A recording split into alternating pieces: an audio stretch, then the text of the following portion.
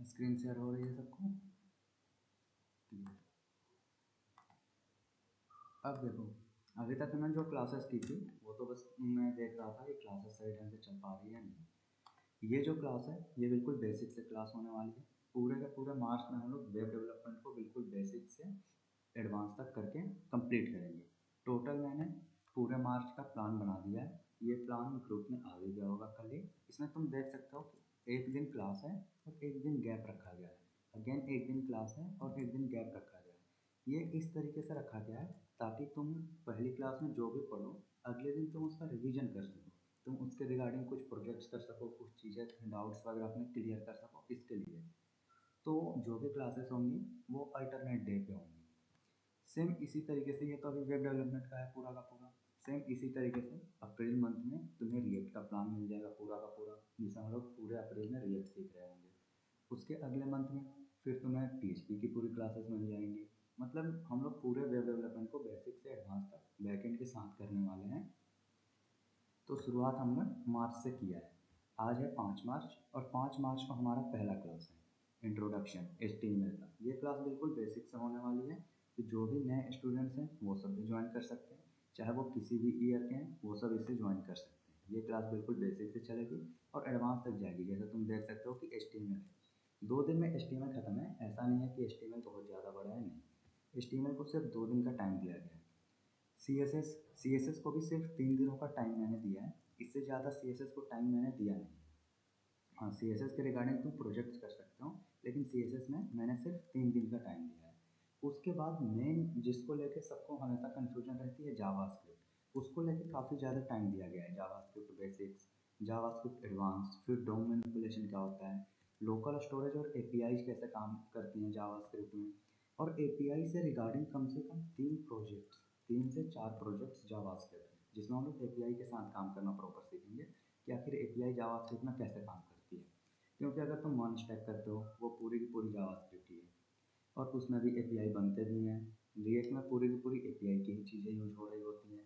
तो इस वजह से जावास्क्रिप्ट को लेके इतना ज़्यादा पहले से ही बेसिक को कंप्लीट किया गया है ताकि जब हम लोग रिएक्ट में काम करें तो हमें एपीआई को लेके कोई दिक्कत ही ना हो। क्योंकि जब भी हम लोग रिएक्ट में काम करेंगे तो हम लोग डिजाइनिंग तो रिएक्ट में बनाएंगे, लेकिन उसके बाद उसका पूरा का पूरा डेटा हम लोग एपीआई से ही फेच कर रहे होंगे। तो उसके लिए ज़रूरी है कि पहले से ही हमारे पूरे जावास्क्रिप्ट लॉजिक्स क्लियर हो। और लास्ट में एक दिन रखा गया है डिप्लॉयमेंट के लिए कि तुम उस दिन जो भी वेबसाइट वगैरह आपने बनाया हो उसे कैसे लाइव कर सकते हो। तो इस चीज़ के लिए तो टोटल मार्च में हम लोग वेब डेवलपमेंट को बिल्कुल बेसिक से एडवांस तक कंप्लीट कर लेंगे। उसके बाद फिर हम लोग अप्रैल में प्लान करेंगे कि अब रिएक्ट करते हैं। उसके बाद फिर हम लोग प्लान करेंगे कि बैकएंड टेक्नोलॉजीज करते हैं। तो इस तरीके से हमारा क्लास चलने वाला है। क्लासेस हमेशा अल्टरनेट डेज पे ही रहेंगे, एक दिन क्लास होगी एक दिन गैप होगा। इससे तुम्हें प्रैक्टिस का भी टाइम मिल जाएगा। क्लास की टाइमिंग सेम है, 7 से 8, 8:30 तक रहेगी। और ये इसके रिकॉर्डेड वीडियोस तुम्हें यूट्यूब पे मिल जाएंगे। यूट्यूब पे अगर तुम सेम ये नाम भी सर्च करते हो @GTEX क्लासेस फिर भी तुम्हें मिल जाएगा। अदरवाइज तुम्हें ग्रुप में प्रॉपर लिंक आ ही जाती है वीडियोज की, तुम वहाँ से भी उसे देख सकते हो। क्लियर है? तो हर एक दिन के क्लास के बाद तुम्हें होमवर्क मिल जाएगा ताकि तुम उसे कंप्लीट कर पाओ। अगर तुम वो होमवर्क कंप्लीट कर पाते हो तो अच्छी बात है, नहीं कर पाते हो फिर भी उस होमवर्क से रिलेटेड जो भी कोड होंगे वो तुम्हें गिटहब पे मिल जाएंगे, तुम वहाँ से अपने कोड को मैच कर पाओगे। तो ये हो गया क्लास का इंट्रोडक्शन। अब हम लोग शुरू करते हैं क्लास। क्लास को शुरू करते वक्त तुम लोग क्या करना, सबसे पहले तो एक फ़ोल्डर बना लेना। जैसे मैंने बना लिया वेब मास्टर 2025। इसके अंदर डेली के डेली तुम फोल्डर्स बनाते चल सकते हो। जैसे डे 1, तो मैंने डे 1 नाम का एक फ़ोल्डर बना लिया। अब हम लोग जो भी काम करेंगे इसी डे 1 फोल्डर के अंदर कर रहे होंगे। जब हम लोग अगले क्लास में आएंगे तो हम लोग डे 2 बना लेंगे, फिर अगले क्लास के लिए डे 3 बना लेंगे। इस तरीके से हम लोग काम करेंगे। तो डे 1 नाम का मैंने फ़ोल्डर बना लिया। फ़ोल्डर बनाने के बाद इसे VS कोड आई होप सब लोगों ने डाउनलोड कर लिया होगा। अगर नहीं किया है तो मैं तुम्हें बता देता हूँ। कुछ करना है नहीं, तुम्हें सबसे पहले ब्राउज़र पे आ जाना है, किसी भी एक ब्राउज़र पे, जो भी तुम ब्राउज़र यूज़ करते हो उस ब्राउज़र पे आ सकते हो। यहाँ पे तुम सर्च करो VS कोड, तो तुम्हें VS कोड की ऑफिशियल वेबसाइट मिल जाएगी। यहाँ से तुम VS कोड को ओपन कर लो, ऑफिशियल वेबसाइट को ओपन कर लो और बस यहाँ से तुम डाउनलोड कर लो VS कोड को। तो ये डाउनलोड हो जाएगा। उसके बाद डबल क्लिक करके इंस्टॉल कर लेना। VS कोड जैसे ही इंस्टॉल कर लोगे तो अब तुम्हें इस फोल्डर को VS कोड में ओपन कर लेना है। कैसे? यहाँ जो सर्च बार है, सर्च बार में तुम सारी चीज़ें क्लियर करते हो, लिखो CMD। CMD लिखते ही ये फोल्डर CMD में ओपन हो जाएगा इस तरीके से। और यहाँ पे लिखो code space dot. Code space dot जैसे ही लिखोगे और फिर एंटर करोगे तो ये फोल्डर तुम्हारा VS कोड में ओपन हो जाएगा। इतना सा बस काम है। फोल्डर VS कोड में ओपन हो गया। फोल्डर VS कोड में ओपन होने के बाद हम यहाँ से फाइल्स बना सकते हैं नई, और यहाँ से नए फोल्डर्स बना सकते हैं। तो सबसे पहले मैं एक नया फाइल बनाता हूँ।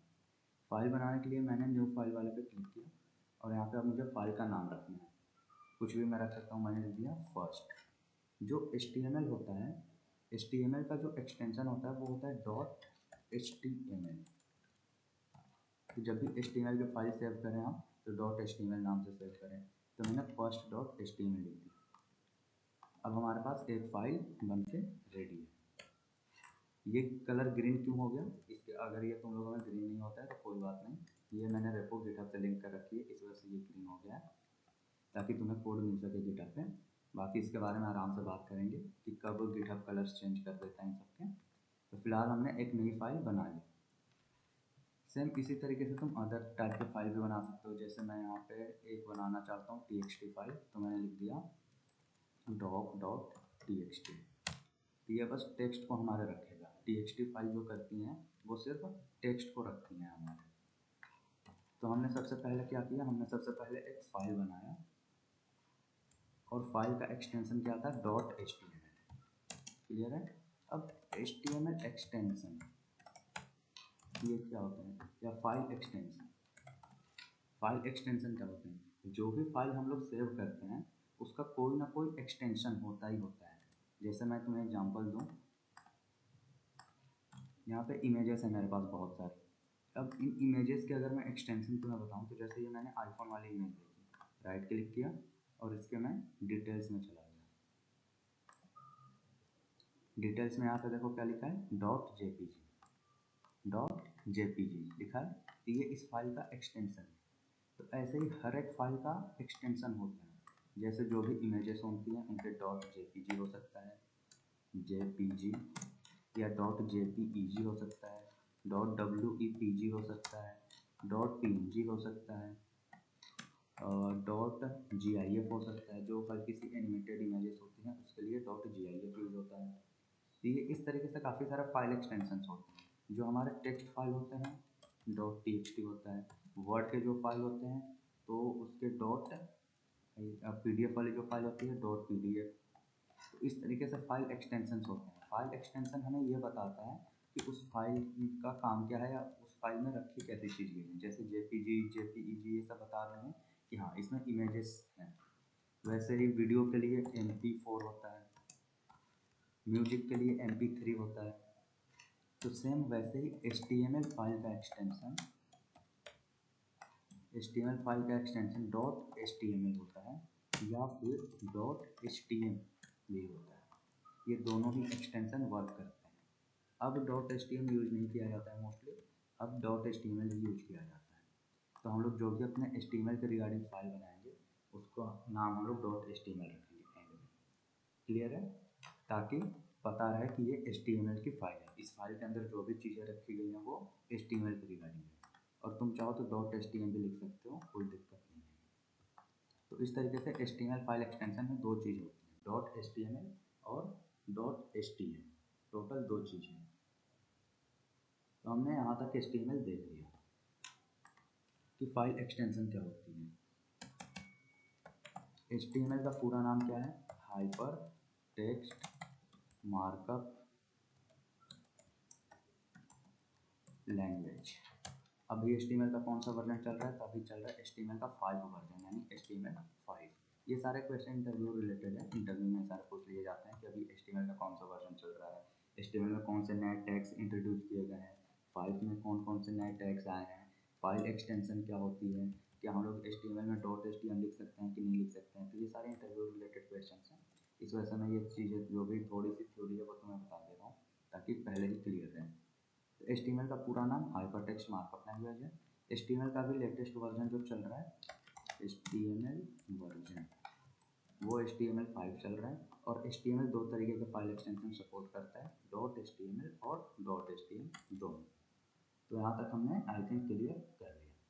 तो कभी भी HTML फाइल बनाने के लिए हम लोग क्या करते हैं, फाइल पे क्लिक करेंगे, यहाँ पे फाइल का नाम लिखेंगे और साथ में .html या .htm लिख देंगे। क्लियर है। अब जैसे ही मैं नई फाइल बना रहा हूँ ना, तो यहाँ पे आइकन बन के आ रहे हैं, ये मैं बता दे रहा हूँ कैसे हो रहा है। यहाँ पे तुम्हें VS कोड में एक्सटेंशन वाला टैब दिखेगा, इस पर तुम क्लिक करो। क्लिक करके तुम्हें एक एक्सटेंशन डाउनलोड कर लेनी है, उसका नाम है मटेरियल आइकन। तो जैसे ही तुम मटेरियल आइकन डाउनलोड कर लेते हो, तो मटेरियल आइकन तुम्हें फाइल के आइकन्स प्रोवाइड कर देते हैं। ये है वो मटेरियल आइकन। तो जैसे ये इंस्टॉल करते हो तो ये तुम्हें फाइल के एक्सटेंशंस प्रोवाइड करता है। अब ध्यान रखना, ये फाइल के एक्सटेंशन में तुम्हें ये फाइल के जो भी आइकन्स हैं ये तुम्हारे एक्सटेंशन ही डिसाइड करते हैं। जैसे मैं यहाँ पे लिखूँ abc.png, तो देखो png वाला आइकन आ गया, यानी इमेज के लिए png यूज होता है इमेज में, तो उसमें इमेज के लिए आइकन दे दिया। अगर मैं यहाँ पे लिख दूँ .pdf, तो उसने PDF के लिए आइकन दे दिया। मैं लिख दूँ TXT, तो उसने डॉक्यूमेंट के लिए आइकन दे दिया। मैं लिख दूँ HTML, तो उसने HTML का आइकन दे दिया। तो जो भी फाइल नेम का एक्सटेंशन है वो बहुत इंपॉर्टेंट है, आइकन भी उसी के भी आपके लिए डिसाइड करते हैं। तो अब तुम्हें पता चल गया कि ये आइकन कैसे आ रहे हैं। तो जब भी हम लोग HTML का फाइल बनाते हैं तो फाइल का नाम और उसके एंड में .html जरूर लिखते हैं, ताकि पता रहे कि वो फाइल HTML के रिलेटेड है। अब HTML की फाइल तो हमने बना ली। अब HTML का फाइल में हम कुछ कोड लिख लेते हैं। मैंने यहाँ पे लिख दिया hello gtext family, hello gtext family लिखा। Ctrl+S करते ही ये सेव हो जाता है। अगर तुम्हें ऑटो सेव ऑन करना है VS कोड में, तो यहाँ पे तुम्हें दिख रहा है फाइल पे क्लिक करो और यहाँ पे देखो ऑटो सेव है, अभी ये ऑन है। ऑटो सेव ऑन करने से क्या होता है कि जो भी टेक्स्ट मैं लिखूँगा वो ऑटोमेटिकली सेव होते जाएगा। जैसे अभी मैंने देखो ऑटो सेव बंद कर दिया, ऑटो सेव अभी मेरा बंद है। क्लियर है। तो अब मैं यहाँ पे कुछ भी लिखता हूँ हेलो, तो यहाँ पे वाइट डॉट बन के आ गया, दिख रहा है वाइट डॉट। इसका मतलब है कि ये फाइल सेव नहीं हुई है। जैसे ही मैं Ctrl+S करूँगा तो वो वाइट डॉट हट गया, डैट मीन्स अब ये फाइल सेव हो गई है। लेकिन अगर तुम ऑटो सेव ऑन कर देते हो, तो ऑटो सेव ऑन करने से क्या होगा कि जो भी चेंजेस होगा ना, ये खुद ब खुद सेव करते रहेगा, तुम्हें Ctrl+S करने की ज़रूरत नहीं पड़ेगी। इतना सा बस है। तो मैंने अपने first.html वाले फाइल के अंदर एक छोटा सा कोड लिख दिया, hello gtext family लिख दिया। अब हम इसे रन कराते हैं। रन कराने का क्या तरीका है, तो देखो हमने ये फाइल बनाई कहाँ है, day1 वाले फोल्डर के अंदर। यहाँ पे है day1 फोल्डर के अंदर हमने ये फाइल बनाई है। फर्स्ट दिख रहा है फर्स्ट। इस पर तुम डबल क्लिक करके इसे रन कर सकते हो। जैसे ही डबल क्लिक करोगे तो ये फाइल तुम्हारी रन हो गई और यहाँ पे लिखा हो गया आ गया hello gtext family। अगर हम इसमें और कुछ कोड लिख देते तो मैंने लिख दिया today is our first HTML class, लिख दिया मैंने। इसको सेव कर दिया। सेव करते ही यहाँ पे ये रिफ्लेक्ट नहीं हुआ, इसके लिए हमें इसे रिफ्रेश करना पड़ेगा। जैसे मैंने पेज को रिफ्रेश किया तो हमारा आगे का टेक्स्ट लिखा हुआ आ गया। क्लियर है। तो इस तरीके से हम लोग एक HTML फाइल को बनाते हैं और उसे रन करते हैं। तो हमने HTML फाइल बनाया, उसमें 2 टेक्स्ट लिखे और उसे रन करा के चेक कर लिया। अब आते हैं हम लोग में HTML के बेसिक स्ट्रक्चर। HTML यहाँ तक हो गया, काफ़ी चीज़ हमने कर ली लगभग। अब आते हैं कि HTML का स्ट्रक्चर क्या होता है। HTML के स्ट्रक्चर में सबसे ऊपर HTML, उससे पहले हम लोग देखते हैं कि टैग क्या होता है। मैं यहाँ पे लिख देता हूँ टैग, कि टैग क्या होता है। टैग क्या है, किसी भी नाम को ब्रैकेट्स के अंदर तुम लिख सकते हो। जैसे मैंने ये किया, ओपन ब्रैकेट, लिखा हेलो और बंद किया। बंद करते ही ये यहाँ पे क्लोजिंग वाली टैग है। ये हमारी ओपन टैग है, स्टार्ट टैग कह सकते हो इसे, स्टार्ट टैग यानी टैग की स्टार्टिंग इस तरीके से होती है। टैग की एंडिंग कैसे होगी, हेलो, ये है हमारा एंड टैग। इस तरीके से हम टैग की एंडिंग करते हैं। दोनों में अंतर क्या है, यहाँ पे एक स्लैश एक्स्ट्रा लगा हुआ है, ध्यान देना, यहाँ पे एक स्लैश एक्स्ट्रा लगा हुआ है जो इस वाले में नहीं है। तो स्टार्ट टैग में स्लैश नहीं होता है, एंड टैग में ये स्लैश होता है। इसी से हम लोग पता करते हैं कि अच्छा यहाँ से टैग स्टार्ट हो रहा है और यहाँ पे टैग एंड हो रहा है, और इनके बीच में हम अपने जो भी टेक्स्ट है या कोड है उसको लिखते हैं। जैसे मैंने यहाँ पे एक टैग बनाया जी टैग बना दिया, तो देखो ये हमारी स्टार्टिंग टैग हो गई, ये हमारी एंडिंग टैग हो गई। अब इसके बीच में हम अपने टेक्स्ट लिख सकते हैं इस तरीके से।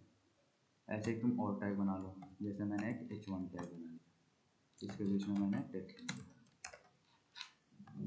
तो ये हमारी स्टार्टिंग की टैग हो गई और ये हमारी एंडिंग की टैग हो गई। तो स्टार्ट टैग ऐसा दिखता है जिसमें कोई स्लैश नहीं होता है, और एंड टैग ऐसा दिखता है, और बीच में यहाँ पे टैग के नेम होते हैं, टैग नेम, क्लियर है। तो बीच में हम यहाँ पे टैग के नाम लिखते हैं। अब इसमें एक चीज़ और है, टैग VS कोड में दो तरीके, VS कोड में सॉरी HTML में दो तरीके के टैग होते हैं। कौन कौन, पहला सेल्फ क्लोजिंग टैग, यहाँ पे मैं लिख देता हूँ सेल्फ क्लोजिंग टैग,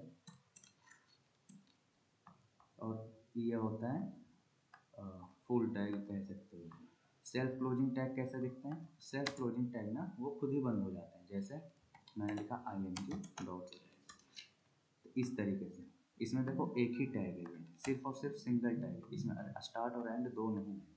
यहाँ से टैग शुरू हुआ और यहाँ पे ये खत्म हो गया खुद ही, जबकि बाय डिफॉल्ट टैग कैसा होना चाहिए था, ये इस तरीके से ऐसे। ये हमारा ओपनिंग टैग होता है और ये हमारा क्लोजिंग टैग होता है, इसे हम लोग कहते हैं ओपनिंग टैग, ओपनिंग टैग, और इसे क्लोजिंग टैग। तो बाय डिफॉल्ट टैग ऐसा होता है, एक ओपनिंग टैग होता है उसमें और एक क्लोजिंग के लिए। बट कुछ टैग्स ऐसे हैं जो सेल्फ क्लोजिंग होते हैं, उन्हें क्लोजिंग टैग की ज़रूरत नहीं होती है, वो खुद में ही क्लोज हो जाते हैं इस तरीके से। ऐसा ही एक और टैग है एंकर टैग, ये भी सेल्फ क्लोजिंग टैग है। तो टोटल दो तरीके के टैग्स हैं हमारे पास, सेल्फ क्लोजिंग, एक तो सेल्फ क्लोजिंग को कहते हैं, दूसरे वाले का नाम मुझे नहीं याद आ रहा है, बट टोटल दो तरीके के हैं। एक तो खुद से क्लोज हो जाता है, और दूसरा जिसे क्लोजिंग टैग की नीड होती है, क्लियर है। तो अब हम लोग टैग देख लेते हैं। मैंने यहाँ पे एक H1 टैग लिखा, उसमें लिख दिया हेलो, और अब अपने पेज पे इसे रन करा के रिफ्रेश करते हैं, तो देखो हेलो आ गया लिखा हुआ। वैसे ही कुछ और टैग लिख लेते हैं। मैंने यहाँ पे एक P टैग लिखा और लिख दिया हेलो GTEx फैमिली,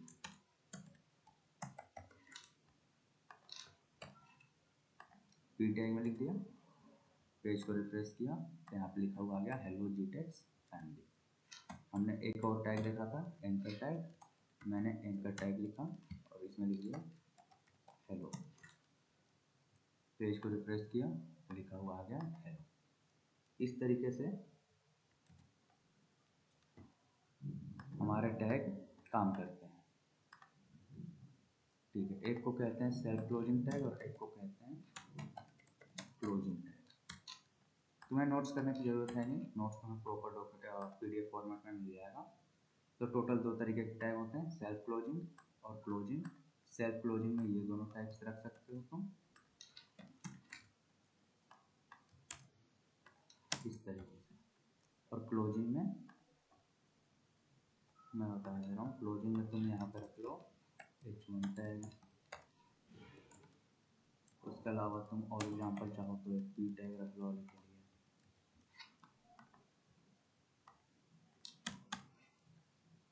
और ये है टैग के फॉर्मेट, इस तरीके से हमारे बनते हैं क्लोजिंग टैग। मैं यहाँ पे लिख देता हूँ क्लोजिंग टैग फॉर्मेट। और self closing tag. Self closing tag की फॉर्मेट ये होती है, टैग नेम रहेगा और ये सेल्फ क्लोजिंग। तो टैग हमने देख लिया और हमारे टैग काम भी कर रहे हैं। अब हम आते हैं बिल्कुल ही इसके स्टार्टिंग पे बॉलर प्लेट कोड पे। HTML जब भी यूज होता है तो डायरेक्ट टैग लिखना या कोड लिखना उसमें शुरू नहीं कर दिया जाता है, उससे पहले हम लोग इसमें बॉलर प्लेट कोड लिखते हैं। बॉलर प्लेट कोड क्या होता है? तो वो कोड जो HTML में स्टार्टिंग में नीड होती है उसे हम लोग बॉलर प्लेट कोड कहते हैं। उसे लिख कैसे सकते हैं? या तो तुम इसे HTML का स्ट्रक्चर कह सकते हो, सबसे स्टार्टिंग का स्ट्रक्चर या बेसिक स्ट्रक्चर जो हमें फॉलो करना ही करना है। हर एक HTML के फाइल में ये स्ट्रक्चर होना ही चाहिए। कैसे लिखते हैं? तुम ये वाले आइकन लिख के और एंटर कर सकते हो, तो VS कोड में तुम्हें बाय डिफॉल्ट इतना सारा कोड लिखा हुआ मिल जाएगा। या फिर तुम चाहो तो खुद से इसे लिख सकते हो। कैसे? पहले एक HTML टैग बना लो। तो ये हमने HTML बना लिया, HTML का टैग बना लिया। HTML टैग में दो चीज़ें होंगी बस। पहला एक होगा हेड टैग, और हेड टैग के बाहर तुम्हें एक लिख देना है बॉडी टैग। ये है हमारा HTML का बेसिक स्ट्रक्चर। मतलब सबसे बाहर हमारा HTML का टैग होता है जो ये बताएगा कि हाँ इसके अंदर HTML का कोड लिखा जाएगा। उसके बाद हेड का टैग आएगा हमारा, जिसमें हेडिंग से रिलेटेड चीज़ें लिखी जाती हैं जो हमारे वेबसाइट के हेडर्स के लिए यूज होती हैं, SEO पर्पस के लिए यूज होती हैं। ये हेड टैग के अंदर जो भी कोड लिखा जाएगा वो हमारे वेबसाइट के SEO और रैंकिंग्स इन सब में हेल्प करेगा। वही हमारे वेबसाइट को ब्राउजर पे कैसा दिखाना है फर्स्ट लुक में वो बताएगा। और बॉडी टैग के अंदर हमारा बाकी का सारा कोड होता है जो भी हमारे वेबसाइट से रिलेटेड है। मैं तुम्हें एग्जांपल देता हूँ। मैं आ गया ब्राउजर पे, मैं क्रोम पे आ जाता हूँ। वेट, आ गया, आई थिंक मैंने क्लोज कर दिया।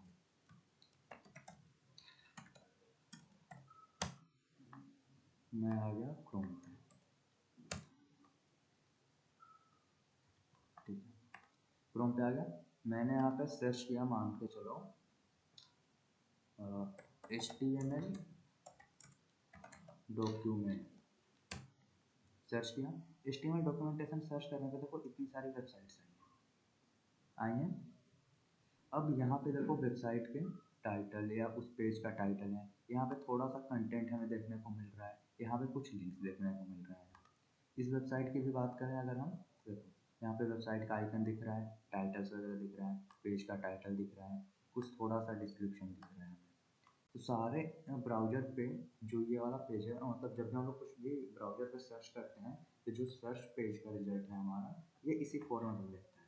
टाइटल, आइकन, थोड़ा सा उसका डिस्क्रिप्शन, इस तरीके से दिख रहा होता है। देखो सारी वेबसाइट्स के साथ ऐसे ही दिख रहा है। ये वेबसाइट्स हैं नहीं, दैट मीन्स ये जो पेज है ये वेबसाइट नहीं है, ये तो अभी हमारे पास रिजल्ट आ रहा है। अब हम यहाँ से डिसाइड करेंगे कि हमें किस वाले डॉक्यूमेंटेशन पे जाना है। मैं चाहता हूँ कि मैं MDN को ओपन करूँ, मैंने क्लिक किया। अब मैं आया वेबसाइट पे मैं अब आया हूँ, लेकिन अभी तक मैं कहाँ था? सर्च वाले पेज पे, सर्च रिजल्ट वाले पेज पे। और रिजल्ट वाले पेज पे जो भी थोड़ा सा डिस्क्रिप्शन वगैरह ये दिख रहा है, ये चीज़ कौन डिसाइड करता है? तो ये हमारा हेड टैग डिसाइड करता है। यहाँ पे जो भी चीज़ें दिख रही हैं इस चीज़ से रिलेटेड, कि हम लोग जब भी वेबसाइट को सर्च करेंगे, जैसे मैं यहाँ पे एक और चीज़ सर्च कर लेता हूँ, फ्लिपकार्ट सर्च करते ही फ्लिपकार्ट का पेज नहीं ओपन हो गया। पहले फ्लिपकार्ट हम लोग आए हैं सर्च वाली पेज पे। अब सर्च वाली पेज पे हमें क्या क्या दिख रहा है? आइकन दिख रहा है, कंपनी का नाम दिख रहा है यानी टाइटल वगैरह दिख रहा है, एक शॉर्ट ऑफ डिस्क्रिप्शन दिख रहा है, उसके बाद कुछ एंकर टैग्स यानी कुछ लिंक्स दिख रहे हैं इस तरीके से।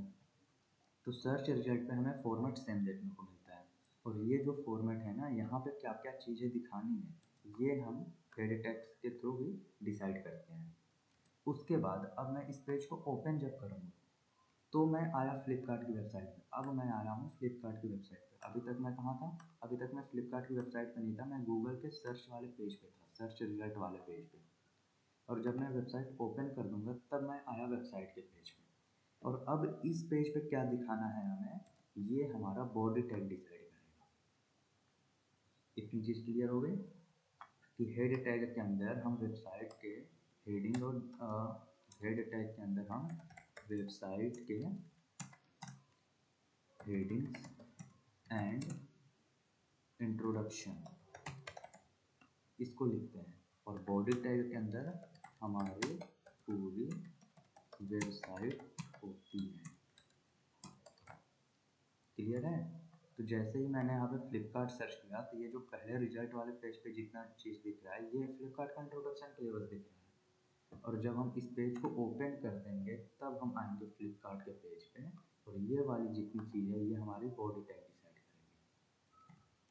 तो आई होप कि इतना क्लियर होगा कि हेड टैग और बॉडी टैग में हम लोग को क्या रखना है। तो ये है HTML का एक बेसिक सा स्ट्रक्चर। सबसे मेन टैग इसका HTML है जिसमें ओपन और क्लोजिंग होगी। उसके अंदर दो टैग बनेंगे, हेड का और बॉडी का। हेड के अंदर हम लोग हेडिंग से रिलेटेड और सॉर्ट ऑफ इंट्रोडक्शन लिखेंगे वेबसाइट की, और बॉडी के अंदर हम लोग पूरी की पूरी वेबसाइट बनाएंगे। अब मैं इस कोड को हटा रहा हूँ। इसका शॉर्ट तरीका ये है कि तुम शिफ्ट के साथ 1 को प्रेस करोगे तो ये आइकन बन के आ जाएगा, और जैसे ही एंटर करोगे तो इतना सारा कोड लिख के आ जाएगा। ध्यान दो यहाँ पे, तो HTML की ओपनिंग और क्लोजिंग हो रही है। उसके अंदर दो टैग बने हैं, पहला हेड टैग और दूसरा बॉडी टैग। हेड टैग के अंदर हम लोग वेबसाइट से रिलेटेड चीज़ें लिखेंगे, टाइटल और डिस्क्रिप्शन से रिलेटेड, और बॉडी के अंदर पूरी की पूरी वेबसाइट। तो मैंने इतना, इसी को हम लोग कहते हैं बॉर्डर प्लेट कोड। HTML का बॉर्डर प्लेट कोड इसी को कहा जाता है। अब इसमें हम लोग एक एक लाइन को समझ लेते हैं। डॉक टाइप HTML इसका मतलब क्या है? यह बताता है कि डॉक्यूमेंट का टाइप HTML5 है। ये इंटरव्यू रिलेटेड क्वेश्चन है, ध्यान रखना, हर बार पूछ लिया जाता है कि डॉक टाइप लिखना ज़रूरी है क्या? बिल्कुल ज़रूरी नहीं है, हम इसे हटा दें फिर भी हमारी वेबसाइट चलेगी, कोई दिक्कत नहीं आएगी। लेकिन ये क्यों रखा जाता है? तो ये ब्राउज़र को बता रहा होता है कि हम लोग यूज कर रहे हैं HTML का version 5। Doc type HTML version 5 में इंट्रोड्यूस किया गया था। क्लियर है? HTML टैग क्यों लिखते हैं? तो ये कंपलसरी है ताकि पता रहे कि हाँ HTML टैग के अंदर ही पूरी की पूरी वेबसाइट की कोडिंग रखने वाली है अपनी। लैंग्वेज EN लिखना ज़रूरी है क्या? ये बताता है कि हम जो डॉक्यूमेंट बना रहे हैं वो इंग्लिश लैंग्वेज में बना रहे हैं, और ये किसको बता रहे हैं हम लोग? ब्राउज़र को। जब भी हम लोग वेबसाइट लाइव करते हैं तो मैं तुम्हें प्रोसेस बता देता हूँ वेबसाइट लाइव कैसे होती है। हमने वेबसाइट अपने इंटरनेट पे डाल दी, गूगल को कैसा पता चलेगा कि हमें इतनी सी चीज़ें स्क्रीन पे, मेन स्क्रीन पे दिखानी है, बाकी की चीज़ें इसके अंदर पेज पे दिखाना है? ये सारी चीज़ें हमें बतानी होगी। हमें ये भी बतानी होगी कि हमारी वेबसाइट किस लैंग्वेज को सपोर्ट कर रही है। क्यों? ये क्यों ज़रूरी है? मान लो कि तुम ध्यान देना कि ब्राउज़र पे हम लोग अपनी लैंग्वेज भी सेट कर पाते हैं। सेटिंग में जाकर अगर तुम देखोगे तो वहाँ से ब्राउज़र की लैंग्वेज भी सेट कर पाओगे।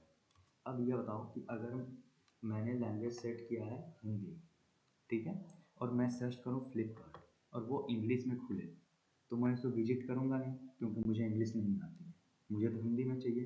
तो ब्राउज़र को हेल्प मिले उसे, तो इस वजह से वो पहले ही लैंग्वेज वगैरह उसे बता देते हैं कि हमारी वेबसाइट किस लैंग्वेज में है। कई बार मल्टी सपोर्टेड लैंग्वेजेस होते हैं, तो ये ब्राउज़र को हेल्प करने के लिए कि हमारा जो डॉक्यूमेंट है किस लैंग्वेज में है, ताकि वो एक अच्छा रिजल्ट अपने यूजर्स को दे सके। जब भी वो सर्च करे तो उसे रिलेटेड रिजल्ट मिल सके सही। तो ये हो गया लैंग्वेज एट्रीब्यूट।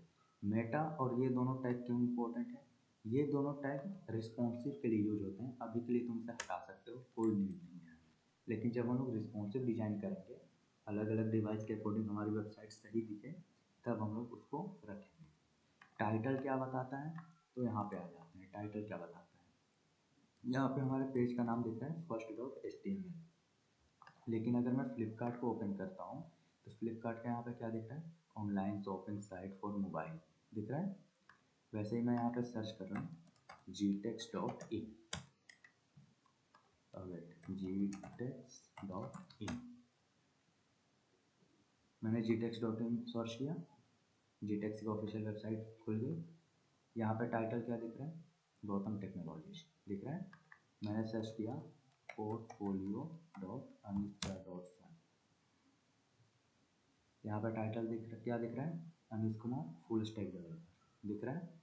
तो ये जो टाइटल वगैरह यहाँ पे जो भी चीज़ें ये सेट हो पा रही हैं, क्योंकि हमारी वेबसाइट पे तो first.html दिख रहा है, लेकिन फ्लिपकार्ट ने क्या किया है तो उसका यहाँ पर ऑनलाइन शॉपिंग दिख रहा है, तो उसके लिए हम लोग यहाँ पे टाइटल में चीज़ें चेंज कर रहे होते हैं। मैंने टाइटल में यहाँ पे लिख दिया GTEx कोड लिख दिया, सेव किया और अब अपने पेज को मैं रिफ्रेश करता हूँ। तो अब हमारे पेज का टाइटल क्या हो गया, GTEx कोड कैंप।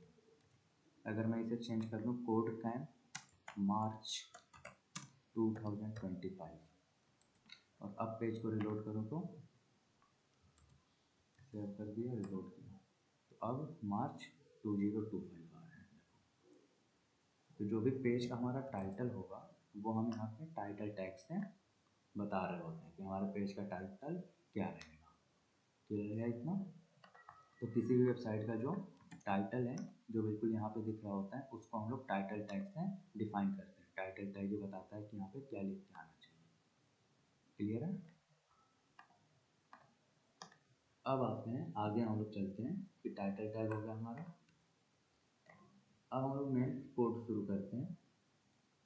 तो हमारा HTML का ये स्ट्रक्चर रहने वाला है, ध्यान रखना। कोई भी फाइल हम लोग बनाएंगे तो यही स्ट्रक्चर हम लोग फॉलो करेंगे कि हमारा HTML ओपन क्लोज होना चाहिए, फिर हेड टैग होना चाहिए, फिर बॉडी टैग। अब हम लोग जो भी कोड लिखेंगे वो इस बॉडी टैग के अंदर लिखेंगे। तो सबसे पहले हम लोग आते हैं हेडिंग से रिलेटेड कुछ टैग्स हैं हमारे पास, जैसे H1, इसमें मैंने लिख दिया हेलो। ऐसे ही H1 टोटल हेडिंग के लिए हमारे पास 6 तरीके के टैग हैं, H1, H2, H3, H4 और H5।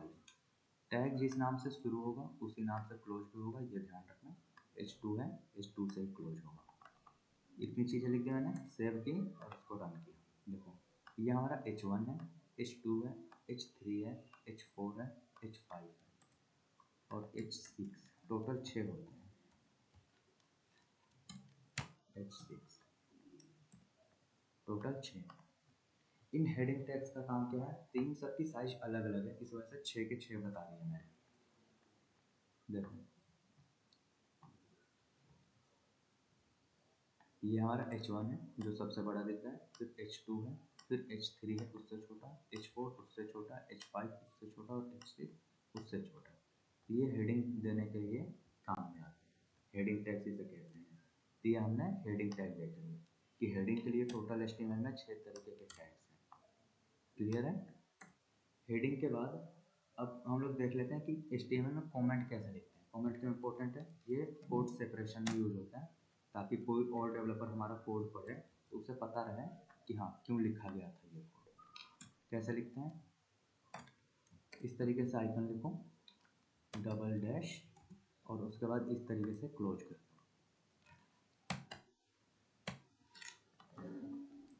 ये जो है यहाँ से ये पता चलता है कि हाँ हमारा कमेंट स्टार्ट हो रहा है और यहाँ पे कमेंट एंड हो रहा है। इसके बीच में हम लोग जो भी कोड लिखेंगे वो हमारा ब्राउज़र वेब पेज हमारा रीड नहीं करेगा, मतलब वो रन नहीं होगा।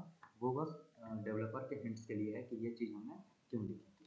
मैंने यहाँ पे लिखी हेडिंग टैग, लिख दी, सेव किया, ब्राउज़र पे देखना कहीं भी हेडिंग टैग लिख के नहीं आया। क्यों? क्योंकि ये रन होगा ही नहीं, ये बस डेवलपर के हेल्प के लिए है कि हाँ ये हेडिंग टैग्स है। क्लियर है? अगर इसी हेडिंग टैग को मैं कमेंट के बाहर लिखूँ, एक मैंने कमेंट में लिखा है और एक मैंने बाहर लिखा है, तो बाहर वाला हमें दिखाई देगा, दिख रहा है बाहर वाला, लेकिन कमेंट वाली लाइन दिखाई नहीं देगी। तो कमेंट का फ़ायदा ये होता है कि हमारे पेजेस पे दिखते नहीं हैं, लेकिन डेवलपर को हेल्प हो जाती है कि ये चीज़ क्यों लिखी गई। तो हेडिंग के टोटल 6 टैग हैं, ये मैंने बता दिया। उसके बाद हम आते हैं पी टैग। पी टैग लिखा और मैंने इसमें टोटल कितना 50 वर्ड का एक पैराग्राफ लिख दिया। क्लियर है? पेज को रिफ्रेश किया तो देखो यहाँ पे पैराग्राफ लिख के आ गया। अंतर क्या है, तो ये देखो हेडिंग टैग्स हल्के बोल्ड होते हैं, दिख रहा है, बोल्ड कलर में आ रहा है, हल्का सा मोटा आ रहा है। लेकिन पी टैग में जो हमने लिखा है वो बिल्कुल सिंपल टेक्स्ट में आ रहा है। तो पी टैग हम लोग यूज़ करते हैं कोई भी पैराग्राफ वगैरह लिखने के लिए। इतना क्लियर हुआ? तो यहाँ पे मैंने लिख दिया पी टैग फॉर पैराग्राफ, ये कमेंट लिख दिया ताकि जब तुम्हें कोड मिले तो ये कमेंट एज इट इज तुम्हें मिल जाए ताकि तुम देख सको। तो हमने हेडिंग टैग देख ली, पैराग्राफ टैग देख लिया। अब हम आते हैं एंकर टैग पे। यहाँ पे मैंने कमेंट लिख दिया एंकर टैग। एंकर टैग क्या होता है? एंकर टैग लिखने के लिए ये फॉर्मेट है तुम्हारा, कैसे, ब्रैकेट ओपन, और ये सेल्फ क्लोजिंग टैग होता है। सॉरी, ये क्लोजिंग टैग होता है पूरा का पूरा। अब इसमें दो चीज़ें लिख सकते हैं। ये हमने ए टैग लिखा, ए टैग में एक एट्रीब्यूट आता है href, इसके बारे में बाद में देखते हैं, पहले हम यहाँ पे लिख सकते हैं। ये हमने ए टैग बना लिया, ए टैग के बीच में मैंने लिख दिया गो टू GText वेबसाइट, लिख दिया। पेज पे आते हैं, रिफ्रेश किया, यहाँ पे लिखा हुआ आ गया गो टू GText वेबसाइट, लेकिन कोई फायदा है नहीं, ये तो हम p टैग से भी लिख सकते हैं। फिर ए टैग का क्या मेन काम है? तो ए टैग में हम लोग एक चीज़ और यहाँ पे लिख सकते हैं href, और href में हम ये बता सकते हैं कि जब इस पर क्लिक करें, हम इस टेक्स्ट पे हम क्लिक करें तो हमें कहाँ जाना है। तो मैंने इसे कह दिया कि जब भी हम क्लिक करें तो तुम चले जाना gtext.in में। हमने यहाँ पे उस वेबसाइट का लिंक दे दिया जहाँ पे हमें क्लिक करके जाना है। अब हम रिफ्रेश करते हैं पेज को, तो देखो ये चेंज हो गया है, ब्लू कलर में हो गया है। जैसे ही हम इस पर हॉवर करते हैं तो कर्सर भी चेंज हो रहा है, देखो अभी एरो है हमारा कर्सर, और जैसे ही हॉवर करते हैं तो ये फिंगर की साइड में आ जा रहा है, यानी लिंक आ जा रहा है। और जैसे ही हम इस पर क्लिक करेंगे तो हम GText की वेबसाइट पे आ जाएंगे। मैंने पूरा लिंक नहीं दिया है, इस वजह से नहीं आ पा रहा है। मैंने यहाँ पे सर्च कर दिया gtext.in, इस लिंक को मैंने कॉपी किया और अब मैं यहाँ पे पेस्ट कर देता हूँ। देखो HTTPS उसका ऐड ऑन नहीं था, तो ये मैंने पूरा का पूरा लिंक दे दिया कि क्लिक करके हमें कहाँ जाना है। तो पेज को रिफ्रेश करते हैं और जैसे ही मैं इस पर क्लिक करूँगा तो अब मैं उस वेबसाइट पे आ गया, दिख रहा है। ऐसे ही हम एक और एंकर टैग बना लेते हैं गूगल के लिए। मैंने यहाँ पे बनाया ए टैग और लिख दिया click to redirect on Google, और यहाँ पे अब हमें गूगल की लिंक देनी है। गूगल की लिंक भी कुछ ऐसे ही होगी, बस यहाँ पर रहेगा google.com, google.com। चेक करते हैं, रिलोड किया, एक और आ गया click to redirect on Google. जैसे इस पर क्लिक करूँगा मैं गूगल पे आ गया, google.com पे आ गया। तो एंकर टैग का काम होता है क्लिकेबल चीज़ें बनाने के लिए, कि हम लोग क्लिक करके एक जगह से दूसरे जगह जा सकें। ऐसे ही तुम चाहो तो अपने फेसबुक के लिए बना सकते हो। तुमने एक ए टैग बना दिया, यहाँ पे लिख दिया फेसबुक, और तुम यहाँ पे अपने फेसबुक का लिंक दे दो। आई होप कि हम लोगों ने डाला होगा, ये लिंक मैंने कॉपी किया और मैंने यहाँ पे ये लिंक दे दिया फेसबुक का। ऐसे ही हम एक दो और बना लेते हैं। मैंने एक बना लिया, फेसबुक का हो गया, और कौन सी चीज़ है, इंस्टाग्राम है, लिंक्डइन है, इंस्टाग्राम, और मैंने यहाँ पे इंस्टाग्राम के लिंक डाल दिए।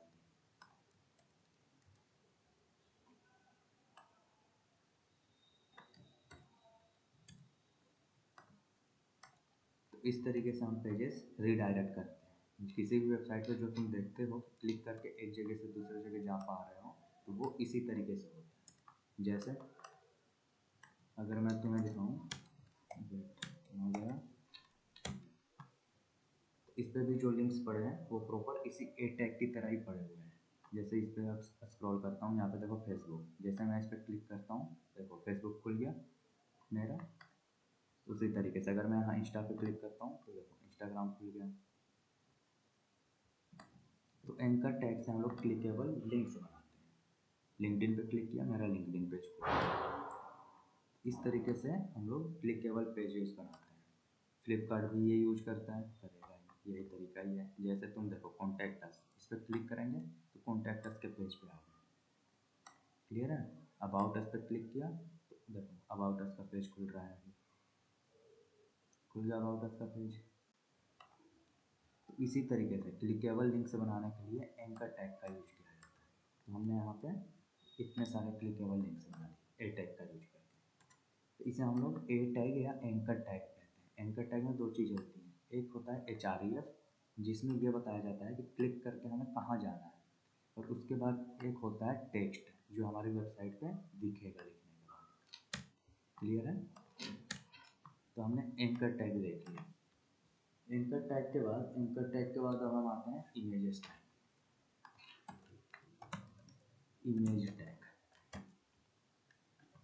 इमेज टैग कैसा होता है? इमेज टैग जो है वो सेल्फ क्लोजिंग टैग है और IMG से होता है। इसमें दो एट्रीब्यूट मेन है, SRC और ALT। एट्रीब्यूट क्या होता है? तो देखो, ये तो हमने टैग देख लिया। डॉक्यूमेंट में आते हैं, यहाँ टैग लिखने का तरीका ये है, क्लियर है? इस तरीके से हमारे टैग बन जाते हैं। ओपनिंग, ये प्रॉपर क्लोजिंग टैग है, और एक अगर हम सेल्फ क्लोजिंग बनाएं तो इस तरीके से बनता है, बन गया टैग। लेकिन इस टैग के साथ साथ हम कुछ एक्स्ट्रा चीज़ें भी डाल सकें, उसके लिए हम एट्रीब्यूट यूज करते हैं। कैसे? जैसे ये टैग के बाद हम href लिख सकते हैं, यहाँ पे हम लिंक पेस्ट कर सकते हैं। तो ये हमारा href एक एट्रीब्यूट है। ऐसे ही एक और एट्रीब्यूट है क्लास, जिससे हम लोग क्लास बताते हैं इस टैग का। उसके बाद एक और टैग है id, जिससे हम लोग id बताते हैं। ऐसे ही कुछ टैग्स और आते हैं, एट्रीब्यूट्स आते हैं विथ, इससे हम लोग विथ बताएंगे इसकी। तो क्या सारे एट्रीब्यूट सब में यूज होते हैं? बिल्कुल नहीं। सारे टैग्स के अपने अपने खुद के एट्रीब्यूट्स हैं। और एट्रीब्यूट क्या होता है? तो ध्यान रखना, टैग के साथ साथ हम लोग कुछ एक्स्ट्रा इन्फॉर्मेशन दे पाएँ, उसके लिए एट्रीब्यूट्स यूज किया जाता है। और एट्रीब्यूट इंटरव्यू में पूछ लिया जाता है कि एट्रीब्यूट क्या होता है, बताओ। तो ध्यान रखना, टैग के साथ साथ कुछ एक्स्ट्रा इन्फॉर्मेशन भी हम दे पाएँ, उसके लिए हम लोग एट्रीब्यूट का यूज करते हैं। क्या सारे एट्रीब्यूट्स सभी टैग्स में यूज होते हैं? बिल्कुल नहीं। सारे टैग्स के अपने अपने खुद के एट्रीब्यूट्स हैं। जैसे हमने अभी देखा एंकर टैग, एंकर टैग का अपना एट्रीब्यूट है href। क्या href सभी में यूज हो जाएगा? अभी हमने h1 टैग पढ़ा था, क्या h1 में भी href होता है? क्या h1 में भी href होता है? बिल्कुल नहीं, h1 में href नहीं होता है। इसको मैं कर देता हूँ क्रॉस, नहीं, कि बिल्कुल ऐसा नहीं। क्या एंकर टैग में href होता है? सिर्फ एंकर में ही होगा? तो हाँ, ये सिर्फ एंकर में होगा। तो इसी तरीके से सारे टैग्स के एट्रीब्यूट्स अलग अलग हैं। ओके, तो ए टैग में हम लोग href यूज कर सकते हैं। वैसे ही हमारे पास एक टैग है img, ये सेल्फ क्लोजिंग टैग है, इसमें src एक एट्रीब्यूट होता है, उसके बाद ALT एट्रीब्यूट होता है। तो ये सही तरीका है यूज करने का? हाँ, ये सही तरीका है यूज करने का। लेकिन हम लोग SRC क्या h1 में डाल सकते हैं? तो बिल्कुल नहीं डाल सकते हैं। तो ध्यान रखना, जो एट्रीब्यूट्स होते हैं वो टैग के बिहाफ पे है कि किस टैग का कौन सा एट्रीब्यूट होगा। क्लियर है? तो अब हम आ जाते हैं, हम लोग IMG टैग देख रहे हैं। IMG टैग में दो चीज़ें हैं, SRC और ALT। SRC में हम लोग ये बताते हैं कि कौन सा इमेज हमें दिखाना है, और ALT में बताते हैं कि अगर इमेज लोड नहीं हो पाई तो तुम ये दिखा देना कि हमने किस लिए वो इमेज रखा था। जैसे मैं ब्राउज़र पे आता हूँ और मैंने यहाँ पे सर्च कर लिया कार इमेज, सर्च किया, बहुत सारी कार्स आ गई। मैं यहाँ से इमेजेस वाला ऑप्शन में आ जाता हूँ, इमेजेस में आ गया। अब जैसे ये कार है, मैंने इसको ओपन किया, ये कार है, इस पर राइट क्लिक किया और यहाँ पे देखो कई सारे ऑप्शन हैं।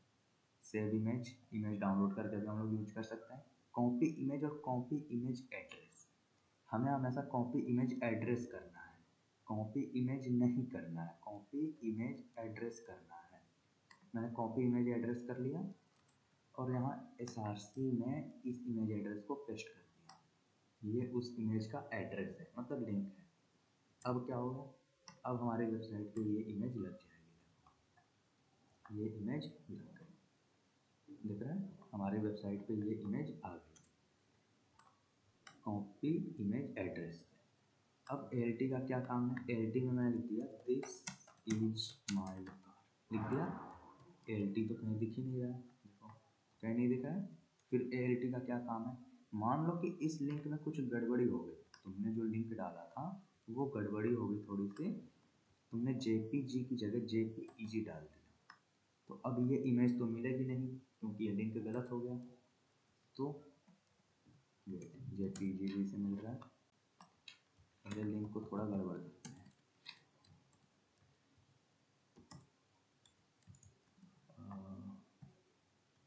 ये दिक्कत है कि इमेज गड़बड़ हो गई।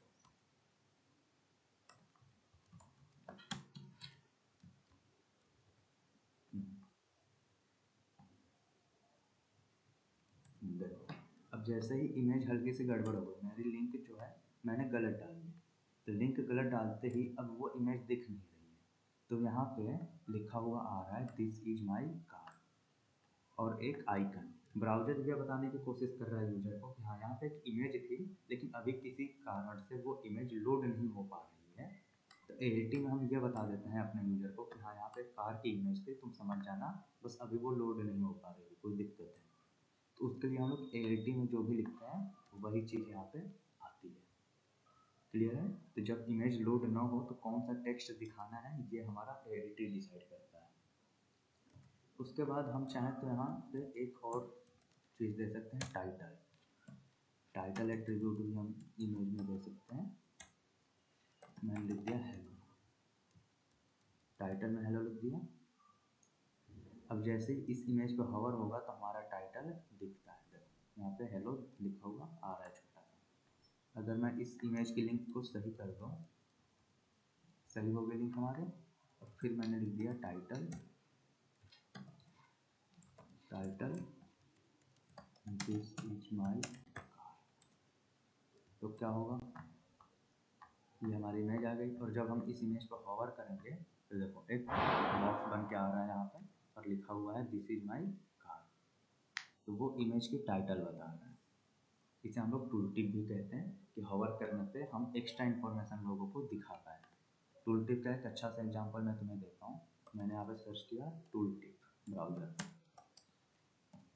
टूल टिप का यूज किया जाता है एक्स्ट्रा इन्फॉर्मेशन देने के लिए किसी को भी। जैसे ये देखो टॉप है, टॉप पे मैंने हॉवर किया, क्या लिखा हुआ आ रहा है, tool tip text, right, tool tip text. अब क्या है ना कि कभी कभी ऐसा होता है कि हम ज़्यादा बड़े टेक्स्ट अपने डिज़ाइन में दिखा नहीं पा रहे हैं, लेकिन हमें वो इन्फॉर्मेशन देनी है यूजर को, तो उस केस में हम लोग टूल टिप का यूज करते हैं कि वो हॉवर करे तो उसे एक्स्ट्रा इन्फॉर्मेशन दिख जाए, और जब तक हॉवर ना करे तब तक हमारी डिज़ाइन भी ना खराब हो, तो छोटा सा टेक्स्ट दिखे। तो इसके लिए टूल टिप का यूज किया जाता है। तो वो टूल टिप हम लोग यहाँ पे टाइटल टैग के थ्रू भी डिसाइड कर पाते हैं। तो इमेज पे जैसे ही हम हॉवर करेंगे तो ये हमें बता देगा कि हमने टाइटल में क्या दिया है। यही टाइटल SEO पर्पस में भी यूज होता है कई बार। SEO पर्पस में भी ALT और टाइटल यूज होते हैं, क्योंकि इमेज की जब SEO की जाती है, इमेज को ऑप्टिमाइज किया जाता है, तो इन्हीं दोनों टैग्स का ध्यान रखा जाता है कि इसके बीच में क्या लिखा है। जैसे देखो मैंने ब्राउज़र पर सर्च किया कार, कार तो आई, लेकिन कार के साथ साथ उनकी वेबसाइट्स भी आ रही हैं ना, आ तो रही हैं वेबसाइट्स उनकी। तो इस वजह से ये टाइटल और ये ALT और टाइटल डिफाइन करते हैं, SEO पर्पस में भी हमें काम आते हैं। तो हमने इमेज टैग को भी देख लिया। इमेज टैग में दो और ख़ास एट्रीब्यूट्स हैं। जैसे ये इमेज आ गई इतनी बड़ी, लेकिन अब मुझे इतनी बड़ी चाहिए नहीं, मुझे इसे छोटा रखना है, तो मैं इसकी हाइट और विड्थ भी डिफाइन कर सकता हूँ। तो एक और एट्रीब्यूट मैं ऐड कर सकता हूँ हाइट। हाइट मैंने कर दी 100 पिक्सल और अब रिलोड किया, तो अब इसकी हाइट कितनी हो गई, 100 पिक्सल। मैं इसकी विड्थ भी डिफाइन कर सकता हूँ, मैंने इसकी विड्थ लिख दी 200 पिक्सल। तो देखो इसकी विड्थ बढ़ गई 200 पिक्सल। मैंने कहा विड्थ इसकी होनी चाहिए 800 पिक्सल, तो विड्थ इसकी हो गई 800 पिक्सल। तो IMG टैग में कई सारे एट्रीब्यूट्स आ जाते हैं। SRC एट्रीब्यूट आता है, ALT एट्रीब्यूट आता है जिसमें हम लोग ये बताते हैं कि इमेज लोड ना हो तो हमें क्या दिखाना है। टाइटल एट्रीब्यूट आता है जो ये बताता है कि इमेज को हॉवर करे तो क्या लिख क्या है, क्या पता चले यूजर को। हाइट और विड्थ, जिससे हम लोग हाइट और विड्थ बता सकते हैं अपने इमेज की। तो ये रहा टोटल हमारा इमेज टैग। इमेज टैग हमारा यहाँ पे ख़त्म होता है। अब हम थोड़ा सा और आगे चलते हैं। हेडिंग टैग हमने कर ली, P टैग हमने कर लिया, इमेज टैग हमने कर लिया।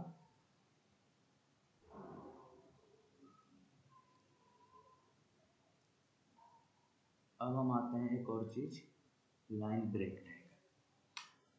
लाइन ब्रेक कैसे होती है, लाइन ब्रेक, BREAK। मैंने यहाँ पे P टैग लिखा और इसमें लिख दिया 40 वर्ड्स, लिख दिए, रिलोड करा हमने, इतने सारे लाइन्स आगे लिख के।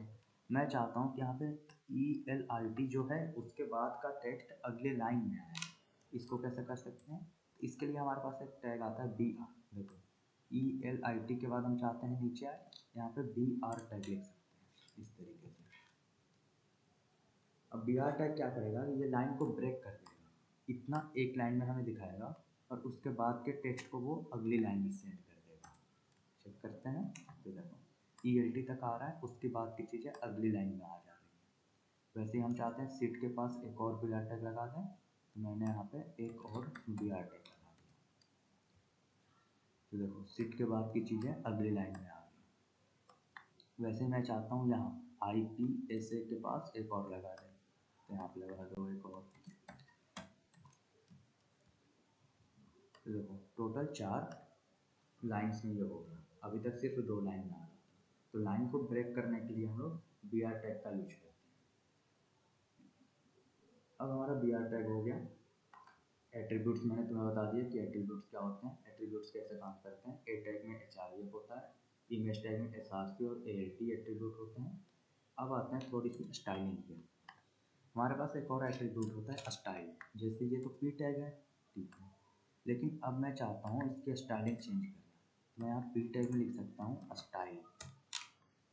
स्टाइल लिखने के बाद इसका कलर मुझे बदलना है, मैंने लिखा कलर, अब कलर कर दिया T।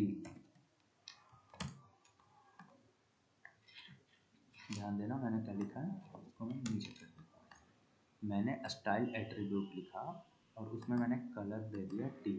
अब p टैग जो है इसकी कलर कैसी हो गई, टील हो गई। टील दिख नहीं रहा है, मैं येलो कर रहा हूँ, और येलो और नहीं दिख रहा है, रेड कर देते हैं। तो अब हमारे p टैग का कलर कैसा हो गया, रेड। तो हम लोग स्टाइल एट्रीब्यूट का यूज करके कलर वगैरह ये सारी चीज़ें चेंज कर सकते हैं। मान लो ये टेक्स्ट हमें छोटा दिख रहा है, हमें इसे बड़ा दिखाना है, क्या कर सकते हैं, हम लिख सकते हैं फ़ॉन्ट साइज, मैंने लिख दिया 20 पिक्सल। इसके बारे में और डिटेल चीज़ें हम लोग पढ़ेंगे CSS की क्लास में, अभी के लिए बस देख लेते हैं। तो फ़ॉन्ट साइज 20 पिक्सल, तो देखो फ़ॉन्ट साइज इसकी हो गई 20 पिक्सल। मैंने कहा नहीं 20 छोटा दिख रहा है, तुम इसे कर दो 30 पिक्सल, तो यहाँ पे आ गया 30 पिक्सल। तो स्टाइल एट्रीब्यूट का यूज करके हम लोग कुछ स्टाइलिंग चेंज कर सकते हैं इनकी। क्लियर है?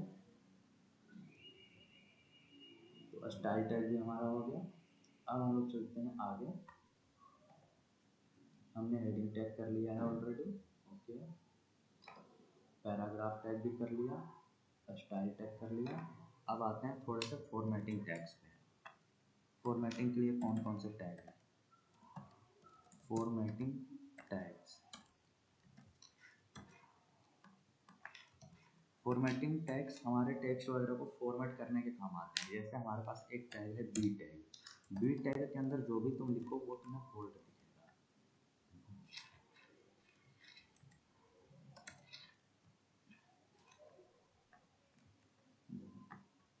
ये तुम्हें बोल्ड दिखेगा। अगर मैं एक नॉर्मल हेलो लिखूं, मैंने यहाँ पे लिख दिया केवल हेलो और एक बी टैग है, तो ये देखो ये है नॉर्मल हेलो,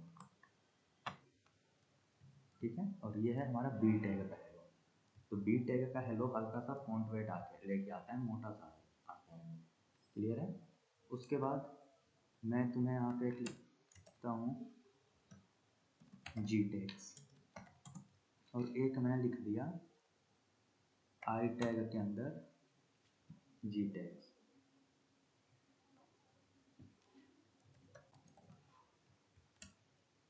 इन दोनों में क्या अंतर होगा, तो देखो ये है नॉर्मल जी टैग दिख रहा है, और ये है आई टैग के अंदर जी टैग्स।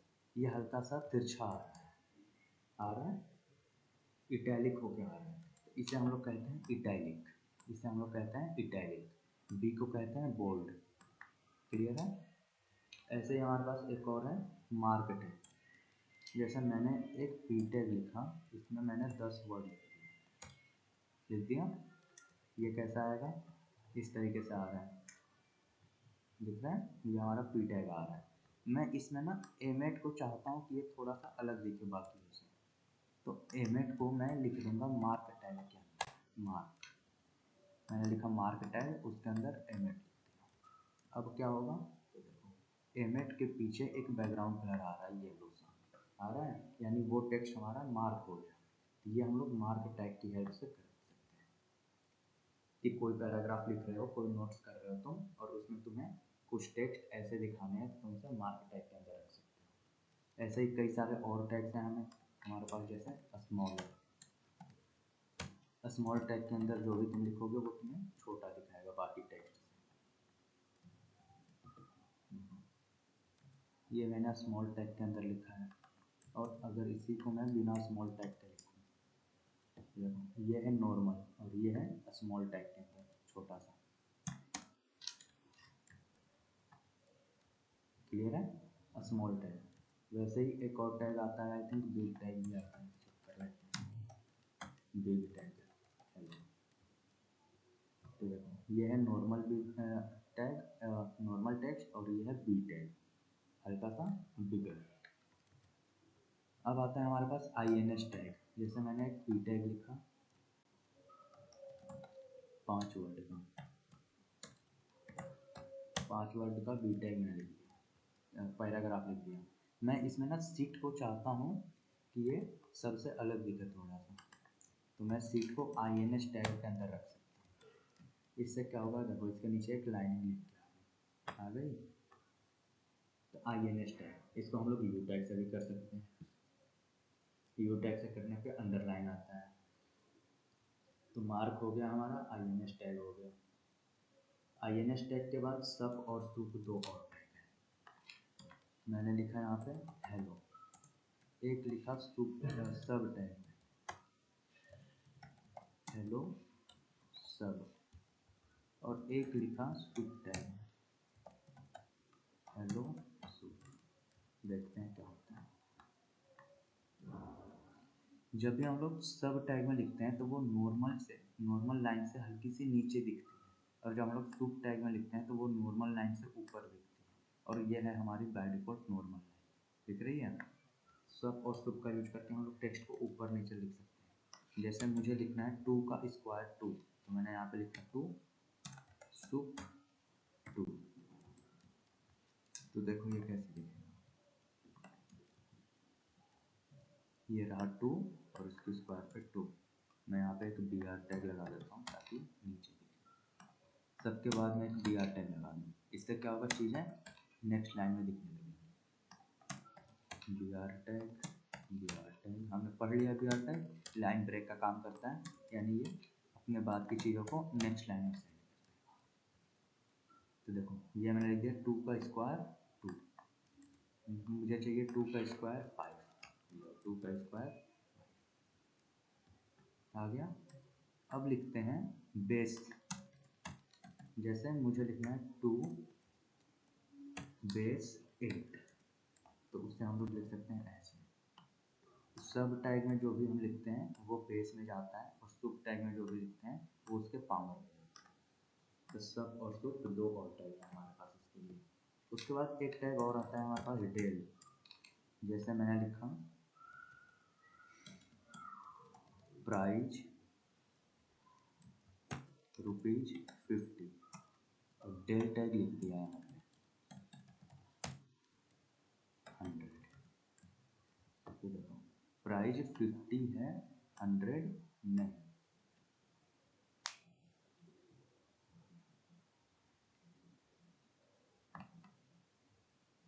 एक सेकेंड,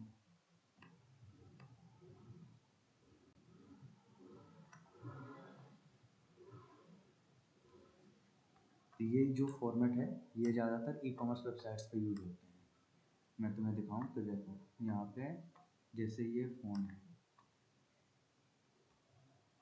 तो यहाँ पे देखो लिखा हुआ दिख रहा है 15,499, और ये कट हो रहा है, ये जो प्राइस है ये कट हो रहा है, तो ये डेल टैग है। डेल टैग से हम लोग प्राइस को ऐसे कट करता हुआ दिखा देता हूँ। मैंने भी यहाँ पे लिखा है 1500, तो देखो 50 क्लियर आ रहा है, और 100 ऐसे कटा हुआ आ रहा है, सही है। तो ये हम लोग डेल टैग के थ्रू करते हैं। तो ये सब हमारे टेक्स्ट को फॉर्मेट करने के लिए कुछ टैग्स हैं। इसके अलावा कई टैग्स और भी हैं जो सेम काम करते हैं, जैसे कि बी टैग के साथ साथ सेम काम करने के लिए एक EM टैग भी आता है, वो भी यही करता है। आई टैग है, स्मॉल टैग, स्ट्रॉन्ग टैग भी बोल्ड करने को काम आता है। तो यह है हमारे टेक्स्ट फॉर्मेटिंग के टैग्स। इसके बाद कोटेशन के लिए कुछ टैग्स हैं। कमेंट करना मैंने बता दिया है, इमेजेस मैंने बता दी, टाइटल मैंने बता दिया है। फेव आइकन एक बार देख लेते हैं कि फेव आइकन क्या होता है। ये वेबसाइट है हमारी फ्लिपकार्ट की, दिख रही है। सबसे पहले ये वो वेबसाइट है जो हम लोग बना रहे हैं। इस वेबसाइट में देखो यहाँ पे क्या बन के आ रहा है, अर्थ बन के आ रहा है। वेबसाइट का आइकन क्या आ रहा है, अर्थ। लेकिन फ्लिपकार्ट में वेबसाइट का आइकन क्या आ रहा है, फ्लिपकार्ट का आइकन आ रहा है। जीटेक में वेबसाइट का आइकन क्या आ रहा है, तो जीटेक का लोगो बन के आ रहा है। का इस पे देखो, तो इस पे गूगल का आइकन बन के आ रहा है। W3 पे W3 का आइकन बन के आ रहा है। इसके अलावा कोई भी तुम वेबसाइट अगर ओपन करते हो तो देखो उनके कस्टम आइकन्स बन के आते हैं। यही वेबसाइट है तो देखो कस्टम आइकन बन के आ रहा है, यहाँ पे ये लिखा हुआ आ रहा है। तो ये चीज़ कैसे होती है, फ्लिपकार्ट ने अपना आइकन यहाँ पे कैसे लगा दिया, हमारे पे तो नहीं आ रहा है, हमारे पे अर्थ बन के आ रहा है। इसको हम लोग कहते हैं फेव आइकन, फेव आइकन। और इसके लिए हमें हेड टैग के अंदर लिखना होता है लिंक फेव आइकन, इस तरीके से। लिंक इसका एक एट्रीब्यूट है जिसमें रहेगा शॉर्ट कट और आइकन। href 2 या 9 दो, कोई ज़्यादा फर्क पड़ेगा नहीं इससे। और उसके बाद सॉरी href में उस फाइल का नाम आएगा, जो इमेज है हमारी उसका नाम आएगा। और टाइप क्या है इसका, तो इमेज है। href में हमें इमेज देना है, तो हम पहले एक इमेज यहाँ पे रख लेते हैं। तो फेव आइकन में फ़िलहाल के लिए मेरे पास कोई इमेज है नहीं, तो मैं कौन सा यूज़ कर लूँ। मान लो ये डॉग फूड है, इसे हम लोग यूज कर पहले इस इमेज को मैं यहाँ पे रख लेता हूँ। मैं इसका नाम बदल लेता हूँ, मैंने लिख दिया img1, img1, ठीक है। अब ये इमेज मुझे फेव आइकन में डालनी है, तो यहाँ href में बस मुझे इसका नाम लिख देना है img1। अब चेक करते हैं, हो सकता है ये इमेज बड़ी साइज में हो तो ना भी आए, क्योंकि फेव आइकन के साइज होते हैं। लेकिन आगे देखो, यहाँ पे अगर देखो तुम, तो तुम्हें यहाँ पे आइकन दिखेगी। मैं तुम्हें ये दिखाता हूँ मैग्नीफायर से, मैग्नीफायर, मैगी नहीं, मैग्नीफायर पे दिखा रहा है, जूम।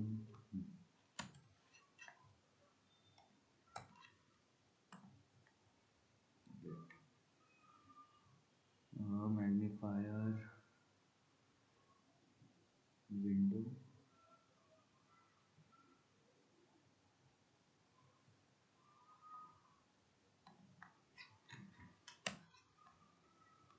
देखो यहाँ पे ये आइकन दिख रहा है, दिख रहा है ये आइकन। वैसे ही फ्लिपकार्ट पर भी एक आइकन लगा हुआ है, इसे हम लोग फेव आइकन कहते हैं। तो वेबसाइट पे जो आइकन यूज किया जाता है उसे हम लोग फेव आइकन कहते हैं। क्लियर है। तो आज हमने इतनी सारी चीज़ें देख ली HTML में। इसके जो भी नोट्स होंगे वो तुम्हें मिल जाएंगे as it is proper PDF format में, तुम्हें ग्रुप में मिल जाएगा। उसके बाद जो भी कोड होगा वो तुम्हें गिटहब पे मिल जाएगा डेली के डेली। तो HTML लगभग हमने आधा खत्म कर लिया, कुछ ही चीज़ें बस रह रही हैं जो अब हमारे मेन टैग्स हैं। जैसे कि हमारा टेबल का टैग रह रहा है, लिस्ट की टैग्स रह रही हैं कि लिस्ट और टेबल, ये दो चीज़ें मेन रह रही हैं। आई फ्रेम्स रह रहे हैं। उसके बाद ड्यू तो हम CSS के साथ करेंगे, कोई दिक्कत ही नहीं। क्लासेस और आईडी मैंने ऑलरेडी बता दी है, ये भी CSS के साथ करेंगे इसके आगे। हाँ, कुछ सिंबल्स और एंटिटीज रह रही हैं। तो नेक्स्ट क्लास में हमारा HTML पूरी तरीके से ख़त्म हो जाएगा। हमने अभी तक जितना किया है उसमें हमने HTML को समझा है, HTML के इंट्रोडक्शन देखे हैं, फाइल के एक्सटेंशन समझे हैं हमने। उसके बाद टैग समझा है कि टैग क्या होता है, कैसे काम करते हैं, कितने तरीके के टैग होते हैं, और एट्रीब्यूट्स क्या होते हैं, एट्रीब्यूट्स कैसे काम करते हैं। और उसके बाद हमने काफ़ी सारे टैग आज पढ़े हैं। इंटरव्यू में कई बार ये पूछ लिया जाता है कि ठीक है HTML के 10 टैग्स बताओ, तो तुम्हें जल्दी जल्दी बताने आने चाहिए। तुम कह दो कि हेडिंग टैग्स हैं, इसमें टोटल 6 आ जाते हैं। उसके बाद टेक्स्ट की फॉर्मेटिंग टैग है, टेक्स्ट फॉर्मेटिंग टैग्स तुम बता दो इसमें कौन कौन से आ जाते हैं। इसमें आ जाता है हमारा बी टैग आ जाता है, अभी हमने पढ़ा था बी टैग आ जाता है, आई टैग आ जाता है, ई एम टैग आता है, स्ट्रॉन्ग टैग आता है, उसके बाद सब टैग आता है, सुप टैग आता है। इसके अलावा और कितने पढ़े थे हमने, सब, sup, big, small, del, big, small, del, इतने सारे टैग हमारे टेक्स्ट फॉर्मेटिंग में आ जाते हैं। उसके बाद पी टैग आता है पैराग्राफ के लिए, पी टैग आ गया हमारा। ए टैग हमने अभी पढ़ा, आई एन जी की टैग पढ़े हमने। इतने सारे टैग हमने अभी तक पढ़ लिए, इतने सारे क्लियर कर लिए। इसके बाद हमने कई सारे एट्रीब्यूट पढ़े हैं, तो एट्रीब्यूट याद रखना। एट्रीब्यूट इंटरव्यू में पूछ लिया जाता है कि एट्रीब्यूट क्या होता है, तो याद रखना आईएनजी के साथ एसआरसी एट्रीब्यूट यूज होता है, एलटी एट्रीब्यूट यूज होता है, टाइटल यूज हो सकता है। उसके अलावा स्टाइल एट्रीब्यूट सबके साथ यूज होता है। कुछ जो कॉमन एट्रीब्यूट हैं वो सबके साथ यूज होते हैं, मैं बता देता हूँ। कॉमन एट्रीब्यूट जो सबके साथ यूज हो सकते हैं, जैसे स्टाइल सबके साथ यूज होता है, टाइटल सबके साथ यूज होता है क्योंकि हवर करने पर वो चीज़ें दिखेंगी। लेकिन इमेज के साथ एसआरसी और एलटी यूज होता है। ए टैग के साथ जो यूज होता है एचआरवीएफ यूज होता है। इमेज के साथ दो और भी यूज होता है, हाइट और विड्थ, हाइट विड्थ। इस तरीके से एट्रीब्यूट्स क्या होते हैं ये देख लिए हमने, टैग्स देख लिए। अब इसके बाद नेक्स्ट क्लास में जो हम लोग करेंगे नेक्स्ट टाइम, उसमें हमारा HTML पूरी तरीके से खत्म हो जाएगा। आज का तुम्हारा होमवर्क ये है कि तुम्हें एक डिज़ाइन बनानी है HTML का यूज करके, बेसिक सी बिल्कुल। जैसे मैं कह दूँ तुम्हें पोर्टफोलियो डिजाइन ओनली HTML, तो कई सारे इमेजेस मिल जाने चाहिए।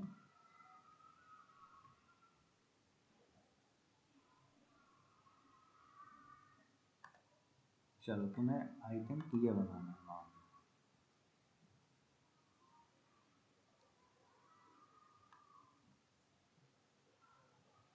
हाँ ये ज़्यादा सही है। अभी के लिए इसको डाउनलोड कैसे कर लें, तरीका ये है कि मैंने इसको कॉपी करा और यहाँ पे पेस्ट कर, ठीक है। उसके बाद ये नीचे जाना,